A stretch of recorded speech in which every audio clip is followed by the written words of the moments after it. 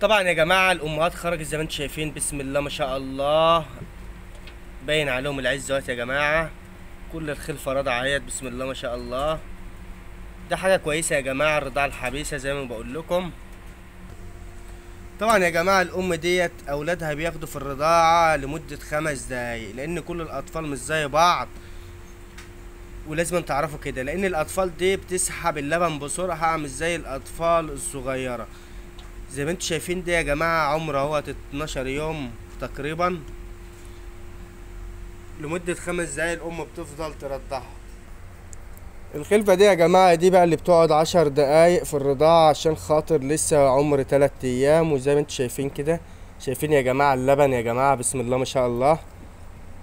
شايفين يا جماعة؟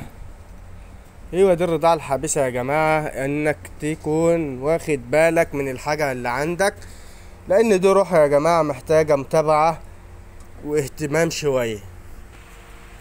وده اطفال تانية يا جماعة. الام زي ما انتم شايفين كده، الامهات عندنا معاها عدد خلفة زي ما انتم شايفين، تبارك الله.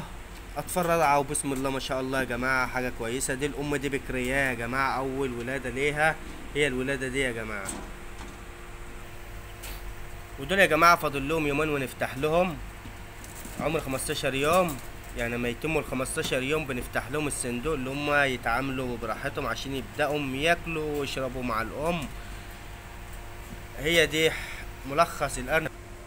وده اطفال يا جماعه خارجه مع امهم زي ما انتوا شايفين، بياكلوا علف وبداوا يشربوا من ويطولوا النبل، والحمد